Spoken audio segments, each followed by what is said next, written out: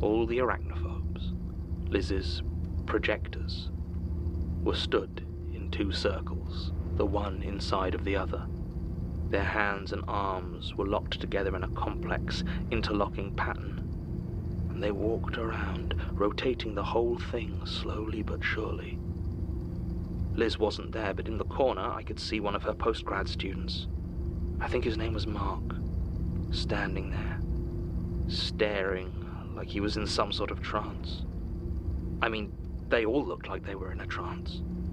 The other side of the glass, I could see Annabelle Kane stood there, staring at them. Her body was hunched over and contorted in a way that was definitely not natural, and I really wanted to have been a trick of the light. But for a I wanted to pause there before he went any further. It's interesting that, similar to the Hilltop Road episode, right, where all of the kids at the halfway house kind of were hypnotized and almost programmed to like come back in and go down to the basement, you know, that these subjects here are also kind of hypnotized seemingly and are being manipulated to do certain things. So obviously it's showing some kind of pattern with these spiders of, and the tale of the vampire guy, you know, with him finding the puppeted body, you know, with all the spiders, seemingly convincing people without words to give them a bed, you know, to stay in. So interesting. What's going on, everybody? John Matrix here. Hope you're all having yourselves a wonderful day wherever you're at and whenever you're watching this. We're jumping into another episode of the Magnus Archives today, episode 69. Nice thought for a day. Links, as always, will be down below in the description to the Magnus Archives playlist, the Rusty Quill Podcasts YouTube channel, and to their website. So please do me a favor. If you enjoy this episode and have enjoyed previous episodes, be sure to go to their YouTube channel, like all of the ones that you have enjoyed. And if you haven't hit that sub button in their channel already, please do me a favor and do so. It's a great free way to give them some love and support. There's also their website, their Patreon, and their YouTube memberships to find ways to give them some extra love and support if you would like to do so. You can do the same for my channel if you would like. There's a join button underneath the video, as well as a link in the description to the YouTube membership benefits and tiers that I have to offer.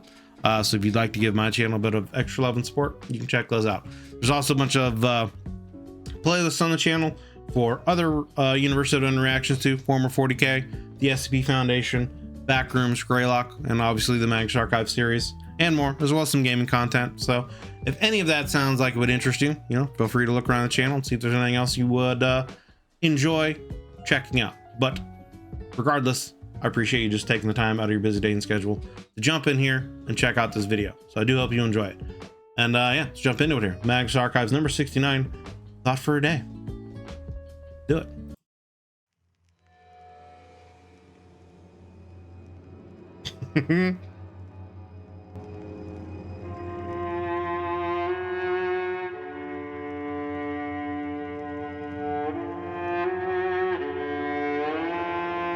Rusty Quill presents the Magnus Archives.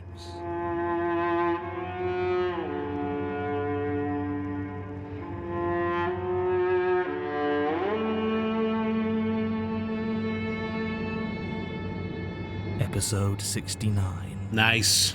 Thought for the day.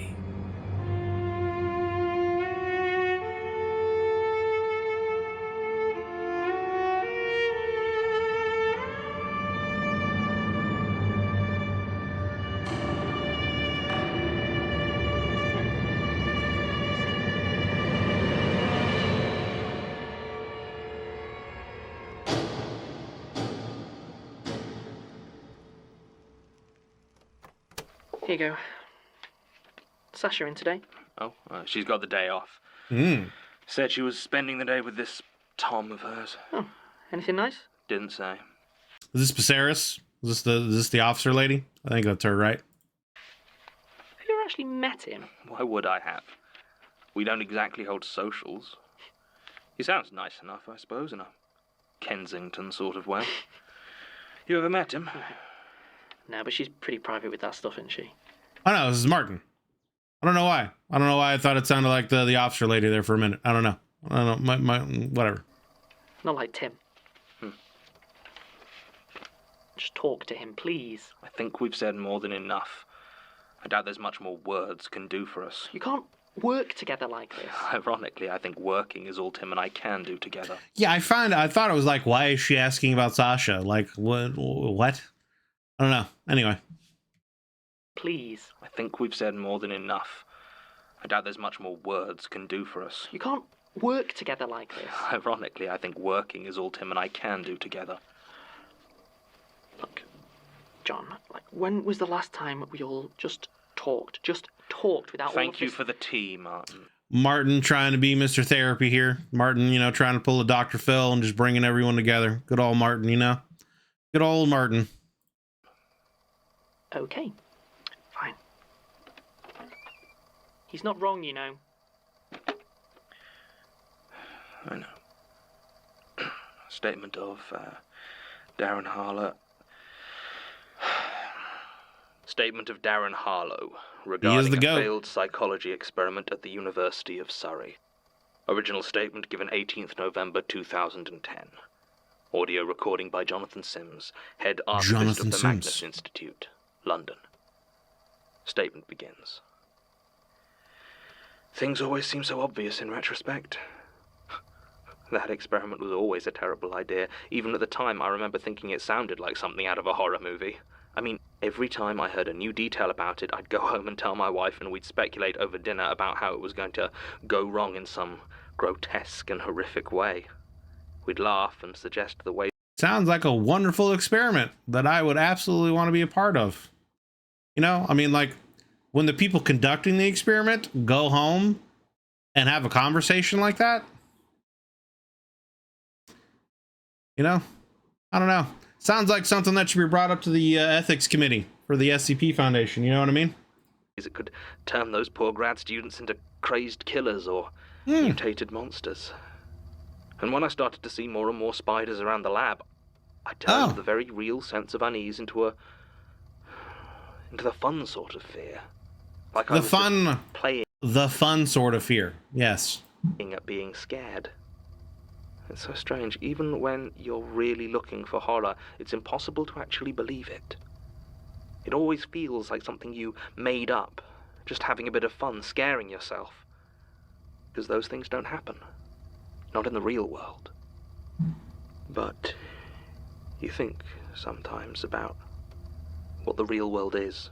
Just what your brain mixes together from what your senses tell you. We create the world in a lot of ways. I suppose it shouldn't be surprising that when we're not being careful, we can change it. Before you ask any in-depth questions about the methodologies or structure of the experiment, I should make it clear I'm just one of the cleaners. I have no idea how or why they started it, or God knows. I'm just one of the cleaners. That can be interpreted in a lot of different ways. I'm just one of the cleaners. Okay. Where the funding came from. I find it hard to believe the psych department okayed it, but I'm not an academic, and those decisions are way over my head. This sounds like this could be someone, if you guys have seen Stranger Things and the whole experiments they did with Eleven and the kids, this sounds like this could be some dude that worked in that facility and he's giving a statement right now. Like, that's what I'm imagining in my mind. You know what I'm saying? From what we've heard so far, it's like, I was just there as one of the cleaners, man. It wasn't my responsibility. They did all kinds of crazy shit to these kids, And then there's one kid, she just started levitating stuff with her mind, and then she started killing people with her mind, and then she split open the dimensions to this other world. It was crazy, dude. I mainly take care of the science labs. Most of the cleaning crews at the university get shifted around a lot, working in different buildings or departments one month to the next. But there's a lot of stuff in the labs that requires additional training to clean safely, so we're a bit more specialized than the rest. I mean, they still don't let us within spitting distance of the really expensive equipment. That was all taken care of by the lab techs. But the point is, I'm a much more familiar face around the science departments than a cleaner would otherwise be. There's also the fact that the science lot actually talked to me on occasion. I don't want to say it's because I'm white and the rest of the cleaning crew isn't, but they always talked to me in a way they didn't talk to the others. So I became the de facto point of contact between the cleaners and the rest of the staff. Long story short, I generally knew roughly what the deal was with most of the experiments being run at any point. So when Dr. Elizabeth Bates told me about the latest study by her psychology postgrads, I thought... Elizabeth Bates. For some reason that I think the actress's name is Kathy Bates, right? That played that movie Misery. That just popped in my head when she said the name Bates. She was pulling my leg. The psych department is generally one of the least demanding from my perspective, as it's almost entirely people sitting at computers or in interview rooms. Once or twice, I think they were given use of an MRI machine at some hospital or other, but that's more a neuroscience thing, and more importantly, didn't happen in the buildings I cleaned. Since I've been there, which is a good 7 years now, they've never crossed over into parapsychology, nothing even remotely less than respectable research. So when Liz explained the experiment and I realized they were basically doing ESP research, I got a bit excited. I mean... Okay, I was right there. This is literally some dude from the Stranger Things, giving his statement. Okay. She dressed it up with all sorts of science jargon and sent my head spinning plenty, but it still basically boiled down to seeing if the thoughts and feelings of a group of people in one room had any effect on the experience of a subject in a separate, sealed room. I mean, she could talk about group dynamics and call it proximity intuition or whatever it was she said, but I know ESP research when I'm mopping its floors. Not that I mind it, of course, I love that crap. I'm a horror nut, but I generally tend towards the more sci-fi end. Demons and ghosts have never really got me, but give me aliens or the sinister powers of the human mind and I am there. I didn't tell any of this to Liz, of course. I got the impression that it was a bit of a sore spot, and I've no reason to piss off the people I work with. But you can be damn sure I was keeping a much closer eye on this experiment than I was the others, especially when she told me a bit more about how they were doing it. The basic premise was pretty similar to most of these studies. There was a room with a one-way mirror where the subject would sit, and they'd be strapped up to measure physical responses. The other side of the glass was anywhere between 1 and 20 participants who would be receiving stimulus for a certain response or feeling. Those feelings would be incited while their attention was on the subject through the mirror. Then they simply measured what, if any, response the subject had to something they couldn't see, hear, or otherwise be aware of. Sometimes the subject was told there were people on the other side of the glass when there weren't, in order to get a control group and weed out any placebo responses. The subject's name was Annabelle Kane. What really got me, though, was what Liz told me about the specific nature of the feelings they were trying to project. They were planning to work with fear. Specifically, they had selected as projectors a group of people who self-identified as arachnophobes, and at... I mean, I can understand why they would want to, right? Because fear obviously evokes a powerful response. So I could kind of understand in this kind of experiments, like, why they would want to, I guess, use that as a way of measurement, maybe. But still, I don't know if I'd be volunteering to, have my worst fears measured and seeing if it's evoking a response in someone in another room. Certain points of their watching Annabelle, videos of spiders crawling, eating, and spawning would be randomly projected over the glass, inciting an acute fear response. The reasoning was that fear was both an extremely powerful emotion and one that would be very easy to distinguish in Annabelle's responses. They wanted to see if they could use ESP to scare her. I told you it sounded like a setup to a horror movie, right? I don't know how they didn't see that. I mean, maybe they did. Maybe they went ahead with it for the same reason I joked with Laura about it instead of requesting a transfer. You come to relish the ghoulishness of it, because deep down, you know it's safe. The worst that might happen would be a few upset students. It should have just been an idle flight of fancy. Now, I can't really speak to what happened for the majority of the study. For obvious reasons, I wasn't cleaning the rooms in question while they were doing the tests. But I heard a few bits and pieces about it from Liz and some of the other researchers. It seemed to be going well to begin with. Annabelle was displaying some subtle but statistically significant signs of distress and unease while the spiders were being shown, signs that were noticeably absent during the control periods. I know that the fear reactions were certainly serious enough for the poor souls that had unwittingly signed up as projectors. I had to clean up when one of them was sick during the first round of testing. He had to leave the experiment, Nice. if I remember. Lucky sod. I'm sure you can guess what I ended up cleaning more and more of over the course of the study. Cobwebs. I mean, you can't avoid them in buildings with high ceilings and inviting It's not what I would have guessed, but okay. corners, but even so, there were more and more of them each day. I'd brush or hoover them away in an evening, only to find them returned the next morning.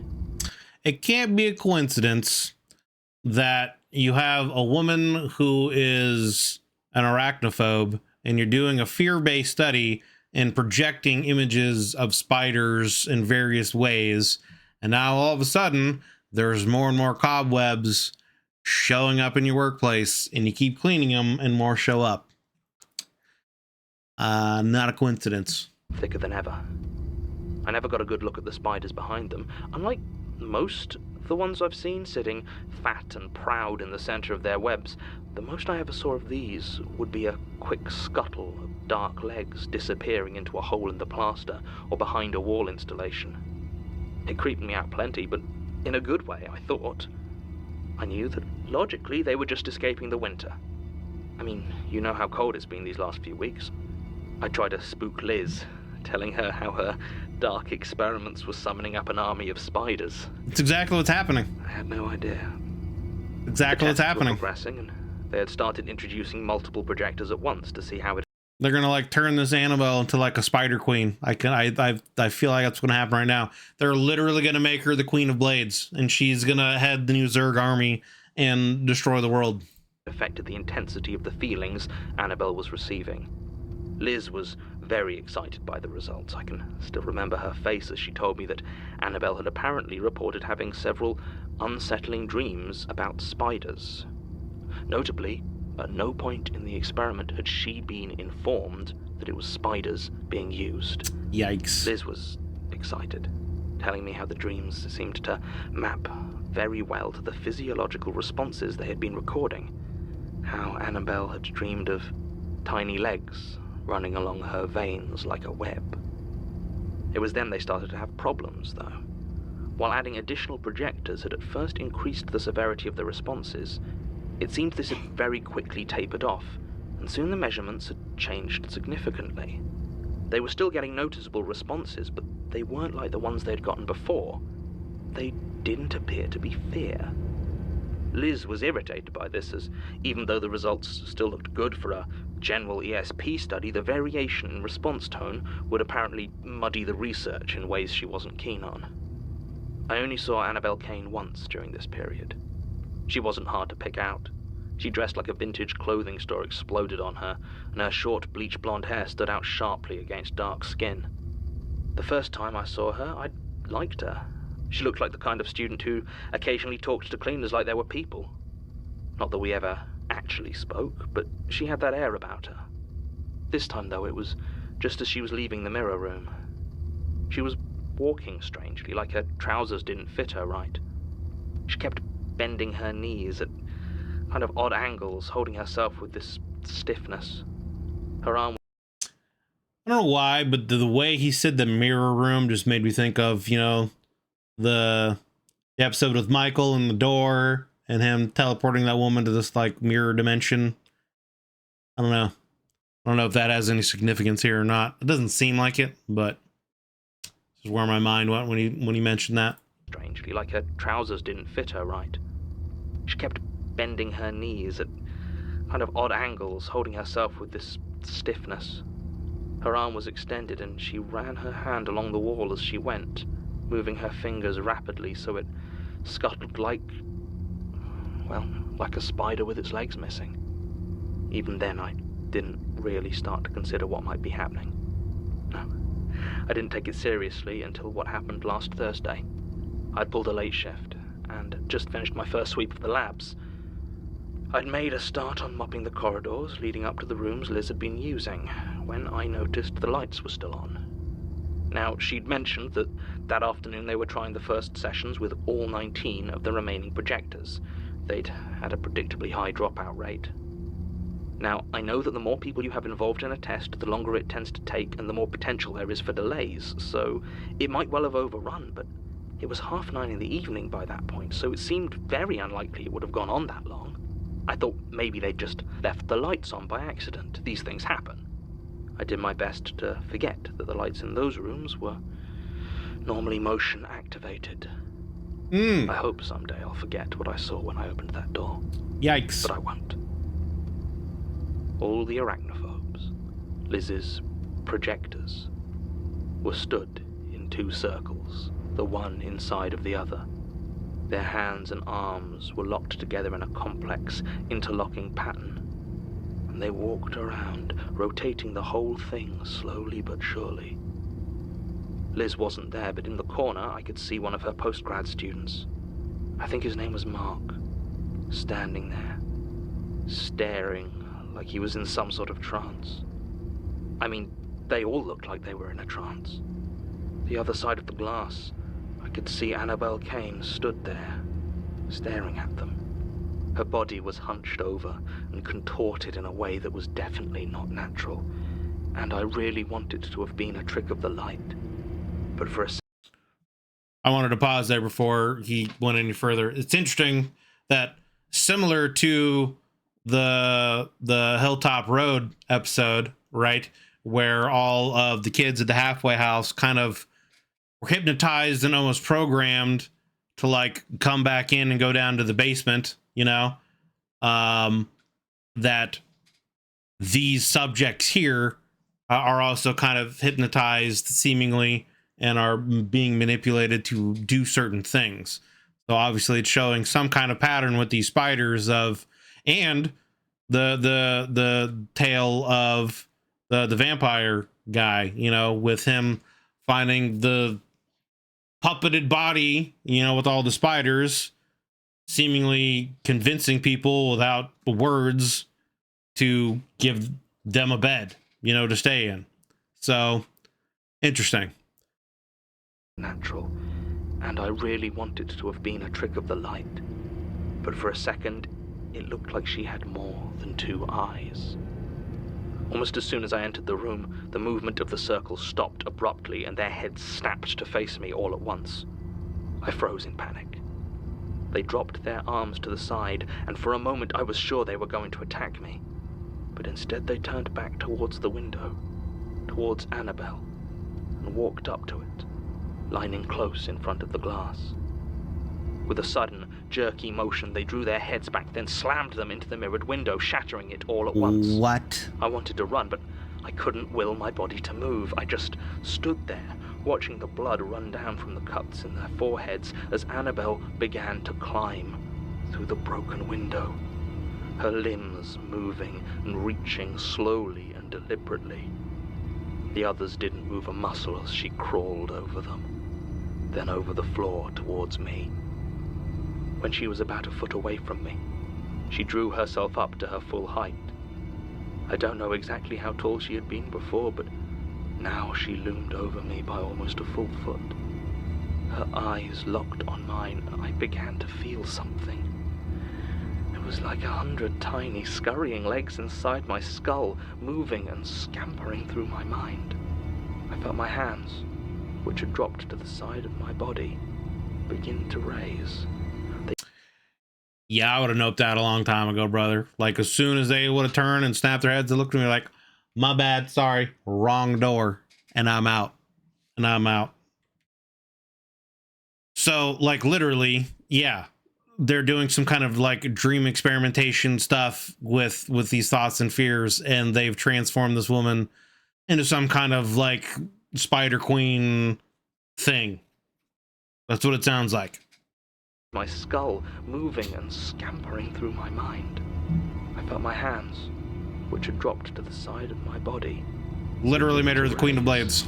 They gripped my legs, and then, apparently of their own accord, they began to crawl up me, climbing slowly over my stomach, my chest, my shoulders, until finally they came to rest upon my throat. I've never been a strong man, but that didn't seem to matter as my own fingers began to close around my neck like a vice. Panic was making me breathe fast and shallow, but within seconds I couldn't even do that. I don't know if you've ever been strangled, but it takes a lot longer than you think it does. I've no idea exactly how long it was before the edges of my vision began to go dark, but it felt like forever. Then, out of the corner of my eye, I saw Mark, the researcher, move. I don't know how he'd broken whatever spell Annabelle had put him under, but he'd apparently managed to. With a sudden, unexpected motion, he charged at her and slammed his full weight into her side.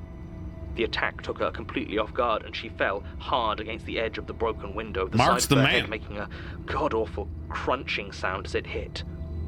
All at once, the others collapsed onto the floor like their strings had been cut. My hands dropped as well, and I took a long, painful gasp of air. I collapsed, taking a few moments to try and regain myself. Mark already had his phone out and was trying to call the police. I was groggy, and my brain felt like someone had taken a belt sander to it, but I managed to struggle to my feet. I looked at the crumpled form of Annabelle Kane just as it started to get back up.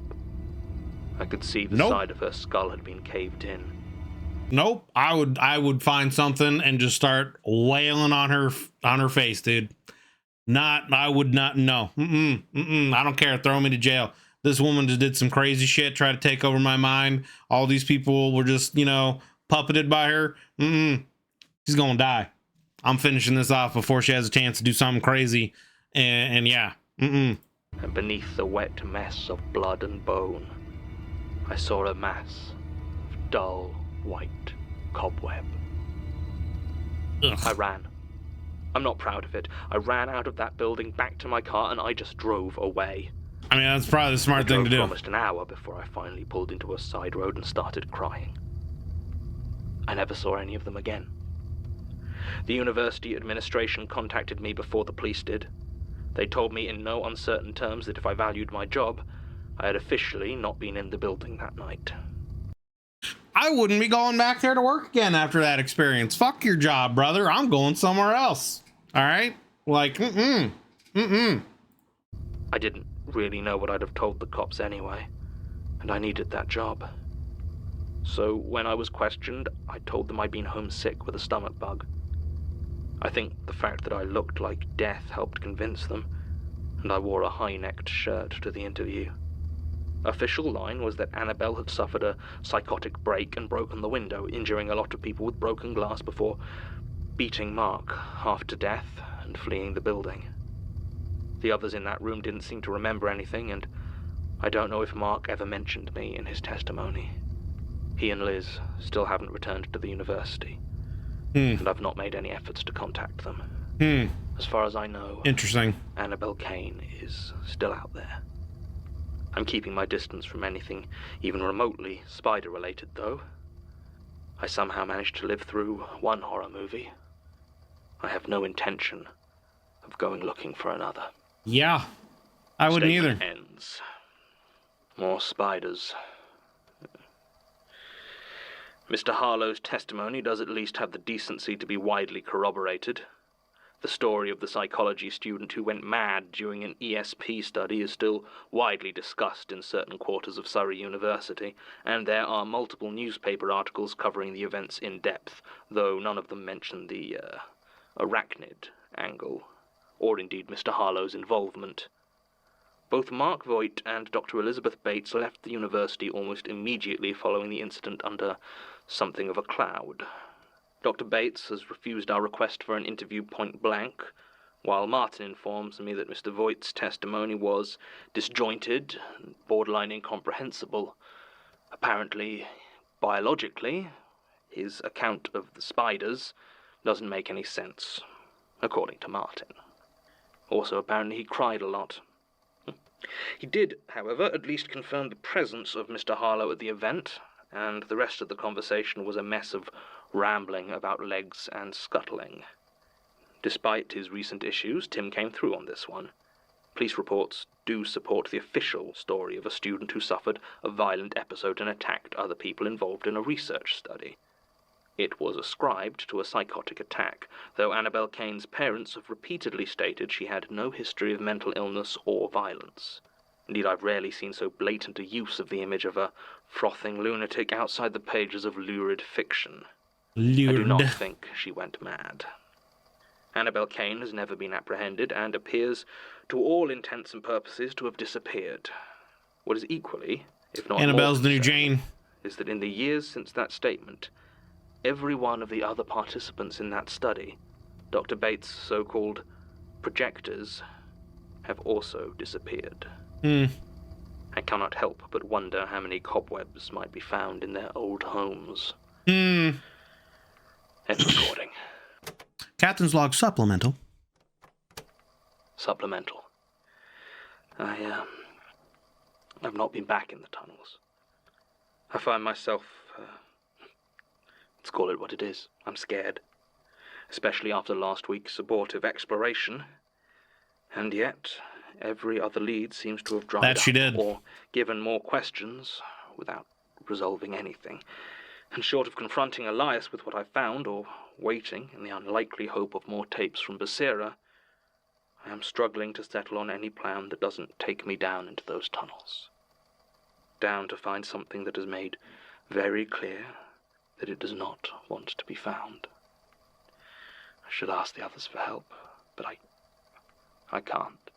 Yeah, I got ships might have sailed at this point. They'd just try to talk me out of it at worst. No, if I'm going down there, I go alone. I should just leave it. They're right. But I can't not know. End supplemental. Zine Chasm. Zine Chaz has hold on John too. Curiosity killed the cat. He's got to know. He's going to go down there. Yes, the episode is now over. This is a podcast distributed by rustyquill.com and licensed under a Creative Commons Attribution Non-Commercial Share-alike 4.0 international license. Today's episode was written and performed by Jonathan Sims, produced by Alexander J. Newell and Mike LeBeau, and directed by Alexander J. Newell. To subscribe, view associated material, and make donations, visit rustyquill.com. Rate and review us on iTunes. Tweet us at The Rusty Quill. Visit us on Facebook or email us at mail@rustyquill.com. Join our community on the forums via the website or on Reddit at r/the Magnus Archives. Thanks for listening. Thank you for the cool show. That was the Magnus Archives, episode 69. Nice. Thought for a day. Links, as always, will be down below in the description to the Rusty Quill Podcast YouTube channel, the Magnus Archive playlist, and to their website. So please do me a favor. If you enjoyed this episode, give it a like. Head over to their YouTube channel. Like all the episodes that you've enjoyed so far in this series. If you haven't hit that sub button, please do me a favor and do so. It's a great free way to give them some love and support. And yeah, check out their website, their Patreon, and their YouTube memberships. You find ways to give them some extra love and support if you would like to. So this was a really good episode, I thought. I like this episode. Again, it kind of had like a Stranger Things feel at the beginning. You know, this dude was giving kind of his testimony on, some experimentation going on with thoughts and ESP and stuff like that. And yeah, turns out they made the Queen of Blades, and she's got her Zerg army now, and they're going to go over there and take over the world. It makes me wonder, right? I guess the big question for me from this, right, was this a situation where they were legitimately just experimenting, or were they purposely trying to create some kind of spider avatar or something like that? Because it seems innocent enough, but a lot of the stuff in the Magnus Archives ends up having a more nefarious background. Like, these people actually knew what they were doing, and the whole point of the experiment was to create this spider, queen avatar kind of thing. But if that was the case, you wouldn't think Mark would have done what he did and actually like shoved Annabelle, into the wall and like damn near killed her. You know what I mean? So I guess that would be the question to me, was this something where they were purposely trying to create this kind of spider avatar creature, or was it just a side effect of the experiment that they all kind of got wrapped up in? But it is also, again, interesting that the spider, whoever is affiliated with this spider stuff, seems to have the ability to hypnotize and or control people, make them do things, because we got the rest of the story about the halfway house on Hilltop Road, and the dude showing people the spiral table or whatever that would like hypnotize them and get them to do things, and then them being forced to come down to the basement after they were supposedly released from the halfway house, and then I would assume being consumed by spiders and wrapped up into their cocoons. But it just so happens in that episode that Agnes kind of broke that with her kiss, kind of a thing. So it's interesting that we're seeing that these spiders have some kind of ways of hypnotizing people, and it sounds like Annabelle is going to be kind of the new Jane. I also do wonder, right, like, what is the deal, like, again, more of these like factions kind of fighting against each other. The spiders seem to alert John that Jane was down there with that spider being there on the shelf, and he just happened to what just happened, and he just happened to hit the shelf to try to kill the spider, and it broke down the wall that let them know that Jane was down there. So more entities working against each other. And as was said, I think in the tunnels episode, that John saw a lot of spiders feeding on the remains of what was left of the worms down there. So again, more factions kind of fighting against each other, kind of thing. Team really gets the spiders different from bugs, muscle, and arachnophobia, and man, it gets me. I mean, yeah, I'm not really an arachnophobe, but I'm not really the biggest fan of just insects in general and spiders. So yeah, like some cold warfare between secret societies. Yeah, that's what it seems like going on. John just needs to let Martin help him. I mean, John needs to do a lot of stuff, and I mean, yeah, Martin is like the Rambo of, despite what he seems like, this kind of like innocent, kind of nerdy, shy guy. Like, Martin's the Rambo of the Magnus Archives so far. He held out a siege against Jane on his own, rationed his food, didn't sleep for days. Man's the goat, right? Like, yeah, absolutely. Spider thought form, like how the show really tries to make the arachnophobes feel distinct from general feel insect. Yeah, it definitely does. As an arachnophobe, definitely a tough time with these episodes. Giga Chad indeed. So yeah, another great episode. And then, I mean, the supplemental stuff going on with John, he sounds very conflicted now. Obviously, he's seen how his paranoia has pushed people away, and now he's at a point where he feels like he's only going to get more answers if he goes down in the tunnels, and he's afraid to do it on his own, and he needs help, but he doesn't know who to ask because he's alienated himself. And of course, in the previous episode, Sasha happened to just be down there. Coincidence. So I don't know. I'm curious to see what's going to happen. I mean, we're rounding towards the end of the series, or not the series, this season. I believe episode 80 is the start of season 3. I think it's every 40 episodes from what I've been told. And this was episode 69. So we're only a few away from the end of this season. So I guess we'll see how everything wraps up, in the next week or two of the Magnus Archives here. But yeah, another great episode of the Magnus Archives. Again, that was Magnus Archives, episode 69, Thought for a Day. Thanks for watching, guys. Hope you enjoyed the video with my commentary and reaction. If you did, consider leaving a like and a sub. It helps me and the channel grow. I greatly appreciate you guys taking the time out of your busy day and schedules to come in and hang out and check out the video. There's a bunch of other reactions to other universes that I've done, playlists for them on the channel. The Magnus Archives, obviously, the Warhammer 40k universe, the SCP Foundation, Greylock Backrooms, as well as some gaming content on the channel. So feel free to check out any of that stuff if any of that would have any interest for you. Regardless, like I said, I just appreciate you guys checking out the video. Consider leaving a like and a sub. It helps me and the channel grow. There's a join button underneath the video, as well as a link in the description to the YouTube membership benefits and tiers that I have to offer. So if you want to check that out and see if you would have any interest in that and giving my channel some extra love and support, would appreciate it. But otherwise, yeah, thanks for watching. Hope you had yourselves a wonderful day. We'll see you guys in the next one.